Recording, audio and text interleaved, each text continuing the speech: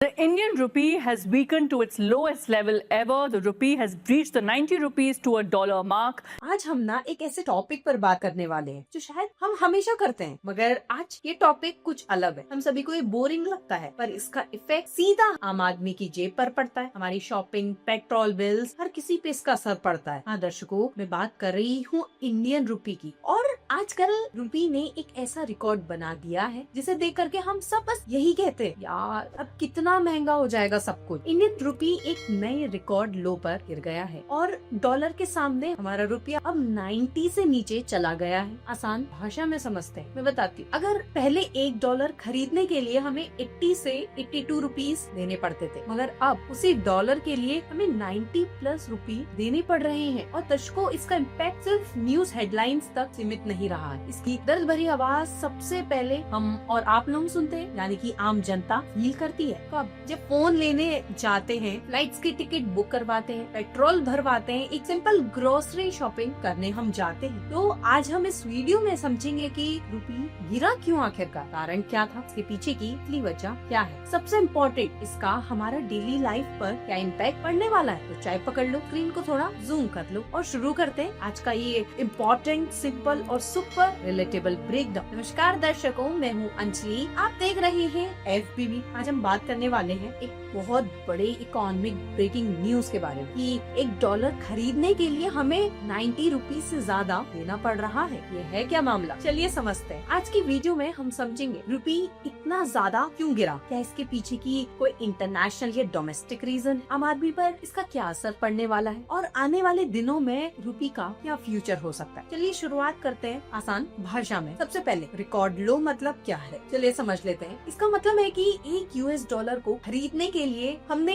सबसे ज्यादा रुपी देना पड़ेगा। पहली बार रुपी 90 रुपए से नीचे गिर चुका है। एक साइकोलॉजिकल लेवल होता है और मार्केट एक्सपर्ट्स के हिसाब से ये गिरावट और भी बढ़ रही है अगर सिचुएशन कंट्रोल नहीं हुई तो। अब ये गिरा क्यों? 5 पॉइंट्स में समझते हैं इसे। रॉयटर्स और टाइम्स ऑफ इंडिया के मुताबिक मार्केट से बाहर वालों ने पैसा निकाला, रुपी की डिमांड कम हुई, डॉलर की डिमांड ज्यादा हो गई और रुपी गिर गया। अब बात करते हैं इंडिया के इम्पोर्ट और एक्सपोर्ट की। इंडिया का इम्पोर्ट ज्यादा है, एक्सपोर्ट लो है। क्या है ये भी जान लेते हैं। India oil, gold, electronic machinery सब इम्पोर्ट करता है। ग्लोबल मार्केट में ऑयल और कमोडिटीज महंगी हो गई है, मतलब इंडिया को इम्पोर्ट करने के लिए और ज्यादा डॉलर्स चाहिए। एक्सपोर्ट उतनी तेजी से बढ़ रहा है, दोनों मिलके ट्रेड डेफिसिट इंक्रीज हो रहा है, बढ़ रहा है। जितनी ज्यादा डेफिसिट उतना ज्यादा रुपी पर प्रेशर। ग्लोबल अनसर्टेनिटी और US डॉलर स्ट्रॉन्ग हो गया है वाला पॉइंट भी समझ लेते हैं। जब दुनिया में टेंशन होती है, जैसे कि रिसेशन का पीरियड होता है या दौर चलता है, वॉर का, ट्रेड डील डिले का, तो इन्वेस्टर्स क्या करते हैं? सेफ करेंसी चूज करते हैं। सेफ करेंसी में नंबर 1 है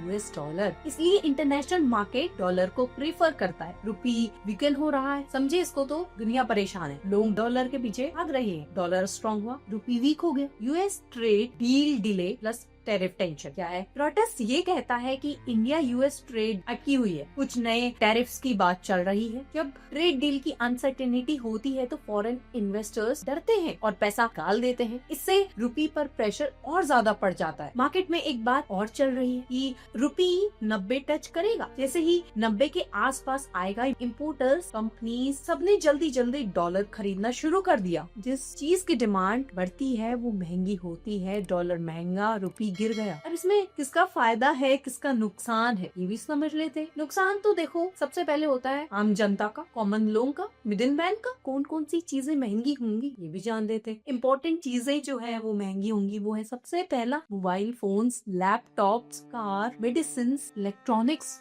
सब कुछ इम्पोर्टेंट होता है। सबकी प्राइसेस बढ़ ही जाएंगी, जिससे पेट्रोल डीजल के दाम बढ़ जाएंगे। ट्रांसपोर्ट महंगा होगा तो वेजिटेबल, मिल्क, एवरीथिंग, हर चीज महंगा हो जाएगा। और सबसे इम्पोर्टेंट पॉइंट, इन्फ्लेशन और भी ज्यादा बढ़ जाएगा। बात करते हैं अब्रॉड ट्रेवल, एजुकेशन का क्या होगा, वो भी महंगा हो जाएगा। वीजा की फी, हॉस्टल, यूनिवर्सिटी फी, फॉरेन ट्रांजेक्शन, सबका खर्चा डबल हो जाएगा। फॉरेन कंपनीज का लोन महंगा। जिन कंपनीज ने डॉलर लोन लिया हुआ है उनका इंटरेस्ट और रीपेमेंट महंगा हो जाएगा। तो फायदा किसको होगा? आम जनता को? नहीं, ये भी समझते हैं एक्सपोर्टर्स को फायदा होने वाला है। जो कंपनीज यूएस या फिर यूरोप में सामान बेचती है, जैसे कि jewellery, pharma, IT, hardware, textile, उन्हें डॉलर मिलता है। रुपी गिरने से उन्हें ज्यादा रुपी मिलते हैं। आईटी सेक्टर को इस बार फायदा हो सकता है। टीसीएस, इंफोसिस, विप्रो जैसी कंपनीज को इनकी इनकम डॉलर में होती है। रुपी गिरने से प्रॉफिट इनको होता है और प्रॉफिट इनका कहीं ना कहीं बढ़ता है। जो लोग अब्रॉड से अपना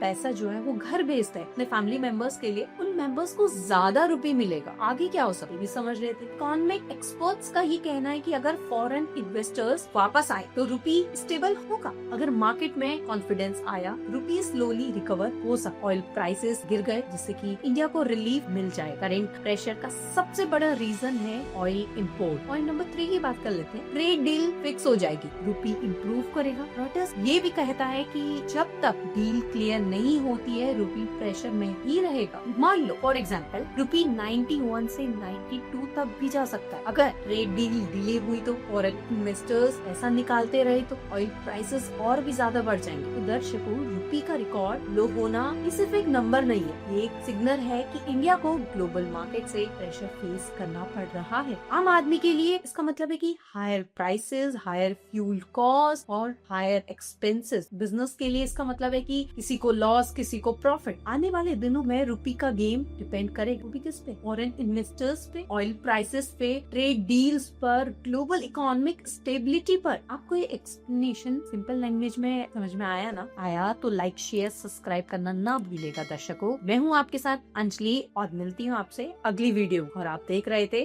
FPP। तब तक के लिए stay healthy and stay fit.